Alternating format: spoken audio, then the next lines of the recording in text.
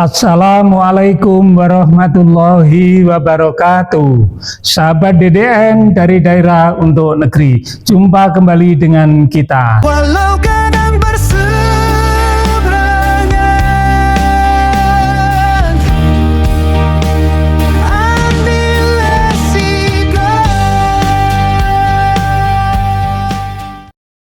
Hari ini kita akan bahas satu hal yang menarik dan masih relevan untuk kita bicarakan, dan memang saat ini banyak dibicarakan orang, yaitu ada satu pertanyaan,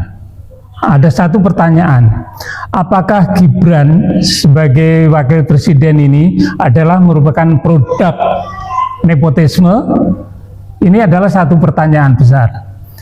Jawabnya adalah nanti akan kita lihat di belakang.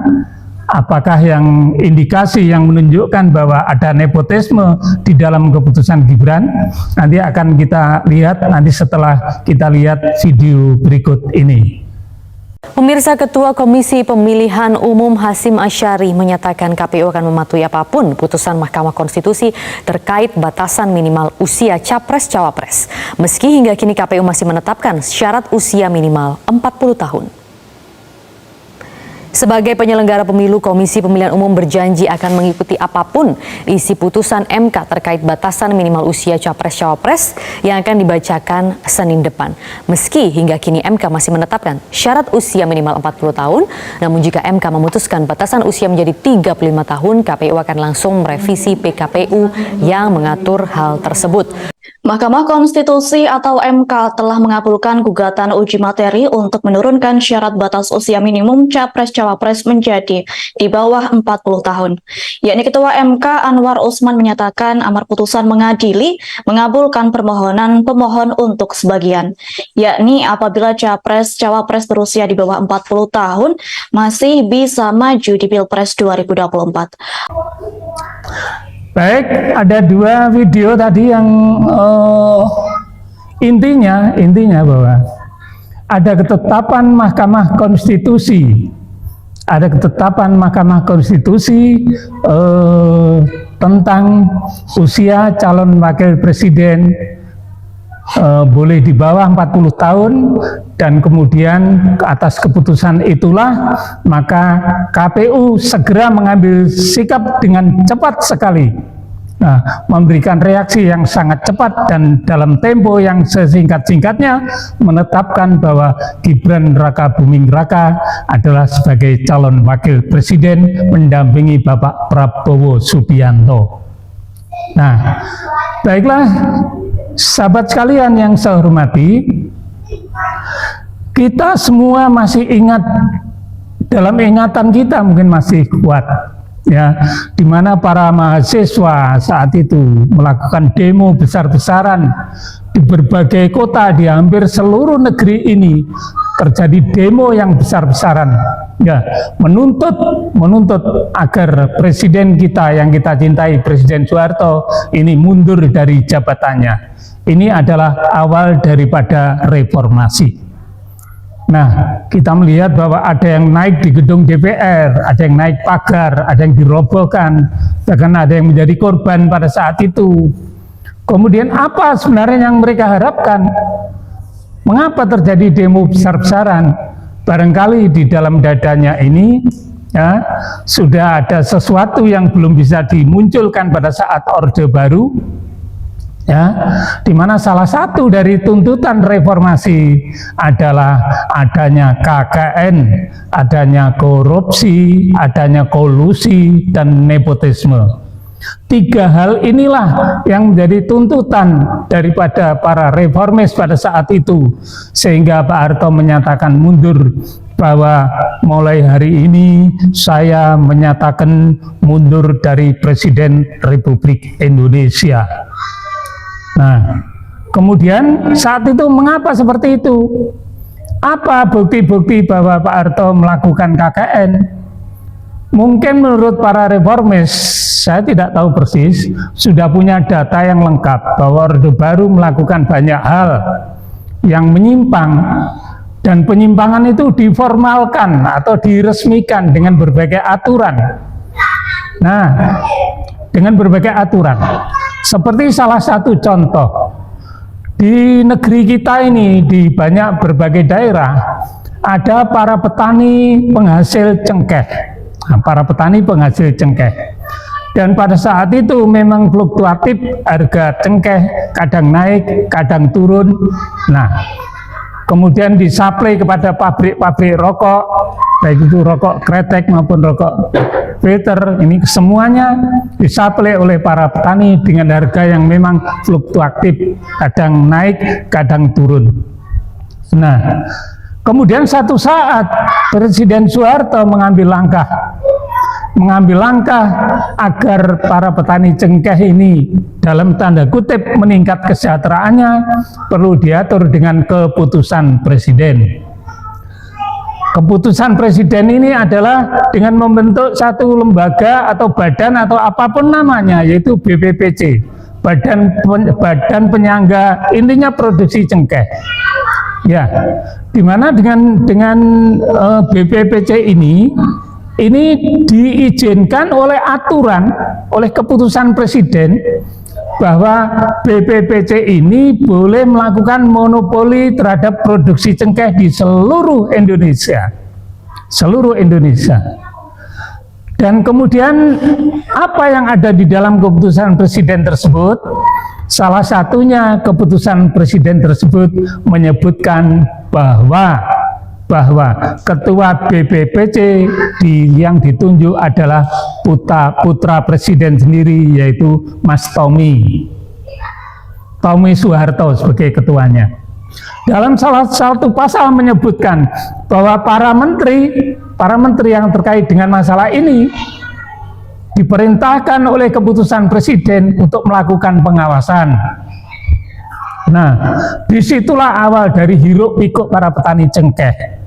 Di mana-mana petani cengkeh merasa bahwa dibeli dengan harga murah oleh BPPC dan kemudian akan tetapi dijual kepada pabrik rokok dengan harga yang sangat tinggi, sehingga merasa bahwa para petani cengkeh terdolimi, sehingga merasa bahwa petani cengkeh ini merasa dirugikan.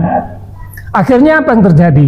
Di beberapa daerah ada petani yang putus asa, daripada cengkeh kita jual, lebih baik pohonnya kita tebangi.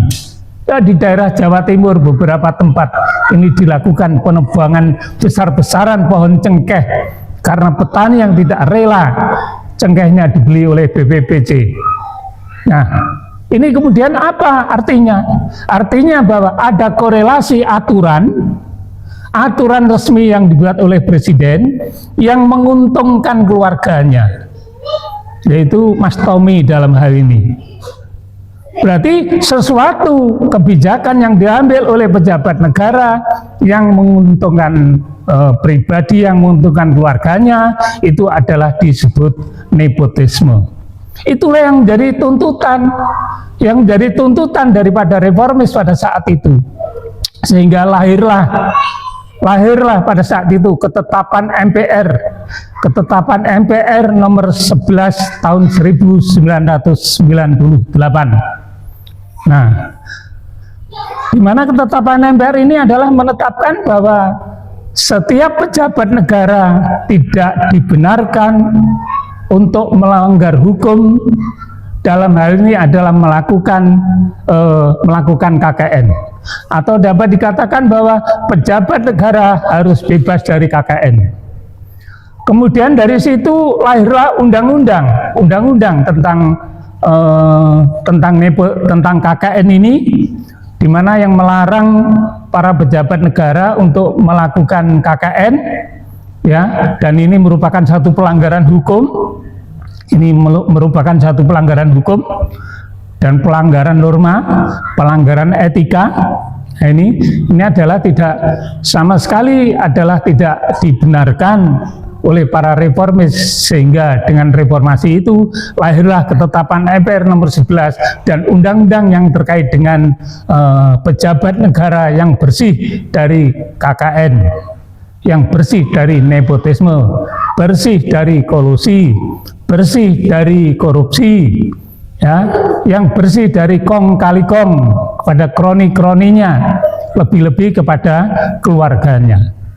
Jadi oleh sebab itu, undang-undang itu sampai saat ini masih berlaku tentang KKN ini.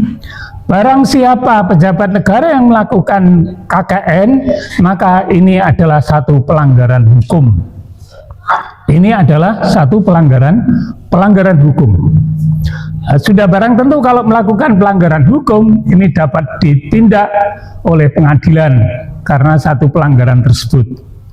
Nah, kemudian kita kembali, apakah keputusan Mahkamah Konstitusi yang meloloskan saudara kita Gibran menjadi wakil presiden ini adalah merupakan nepotisme? Nah, ini saya tidak berani mengatakan. Silahkan para ahli tata negara, silahkan para ahli hukum untuk melakukan diskusi panjang tentang ini. Termasuk nepotismekah keputusan Gibran untuk bisa menjadi calon wakil presiden itu? Saya tidak berani mengatakan. Saya hanya mengatakan ada korelasi pejabat negara, ya, ada korelasi pejabat negara yang menguntungkan keluarganya dalam mengambil keputusan. Apakah ini identik dengan pada era Pak Harto dulu, di mana ada keputusan presiden yang mengangkat anaknya atau putranya untuk monopoli cengkeh? Kemudian sekarang ini ada seorang presiden, ya, seorang presiden mempunyai anak, dan anak ini adalah calon wakil presiden, mempunyai pamannya ini adalah ketua Mahkamah Konstitusi. Apakah ini masuk nepotisme? Saya tidak tahu.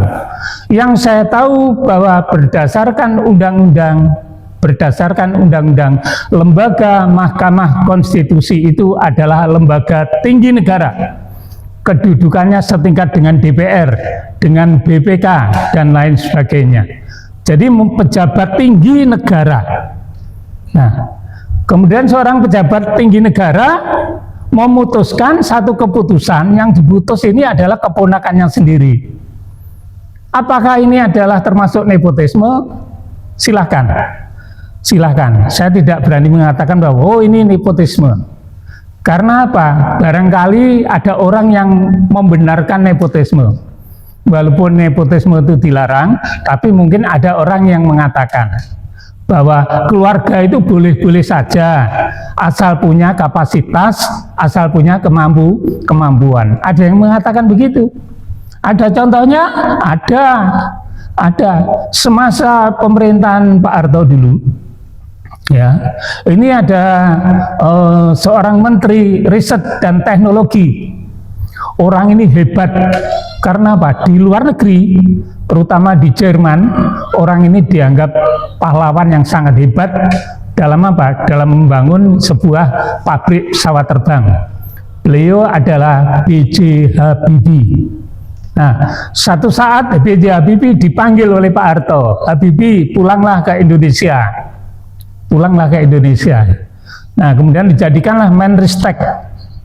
Nah, dalam rangka itu maka Menteri Habibie satu ada pemikiran bagaimana membuat pesawat terbang yang saat itu disebut dengan Tetuko, akan membangun pesawat terbang. Dalam membangun pesawat terbang itu melibatkan putranya sendiri yang namanya Ilham Habibie. Nah, kemudian Ilham Habibie ini apakah memiliki kapasitas? Oh, sangat. Ilham Habibie sangat memiliki kapasitas. Konon dari berita yang pernah saya baca dan saya dengar bahwa kalau Habibie ini di Jerman lulus cum laude dalam hal bidang penerbangan ini, maka Ilham Habibie ini lulusnya summa cum laude. Jadi lebih hebat daripada bapaknya. Kemudian kalau ini diangkat untuk menangani masalah tertentu yang terkait dengan jabatan Pak Habibie, orang mengatakan oke, boleh. Kenapa boleh? Bukankah ini nepotisme? Karena mengangkat keluarganya sendiri. Orang akan mengatakan, oh beda dong. Beda, karena apa? Ilham mempunyai kapasitas. Ilham mempunyai kemampuan untuk itu. Jadi oleh sebab itu, Menristek Habibie mengangkat Ilham Habibie untuk membantu tugas-tugasnya sebagai Menteri Riset dan Teknologi. Nah, begitu. Nah, kita kembali lagi kepada Mas Gibran. Apakah Mas Gibran memang sudah betul-betul memiliki kapasitas untuk ditetapkan sebagai calon wakil presiden dengan mengubah undang-undang pemilu, di mana undang-undang pemilu ini bertentangan dengan ketetapan MPR, yaitu tentang nepotisme? Itu pun kalau benar bahwa Gibran ini adalah produk nepotisme. Nah, silakan. Saya tidak akan memberi komentar. Saya juga akan tidak membuat statement. Tapi saya hanya bertanya, apakah Gibran ini merupakan produk nepotisme? Ini adalah sebuah tanda tanya besar. Baik para pemirsa dan hadirin sahabat DDN dari Daerah untuk Negeri, kali ini cukup sekian dulu pembahasan kita tentang Mas Gibran ini. Mudah-mudahan Allah Subhanahu wa Ta'ala selalu memberikan perlindungan kepada kita sekalian. Ya, kita berdoa. Jadi mudah-mudahan apapun yang terjadi di negeri kita ini ada yang terbaik, karena itu adalah pilihan Allah Subhanahu wa Ta'ala. Mohon maaf apabila ada kekurangan, mohon maaf apabila ada salah dalam saya menyampaikan pendapat. Ini adalah suatu pendapat semata, keputusannya adalah tergantung daripada mereka-mereka yang berwenang tentang ini. Saya mohon maaf, sampai jumpa kembali dari Daerah untuk Negeri. Wabillahi taufik wal hidayah. Wassalamualaikum warahmatullahi wabarakatuh.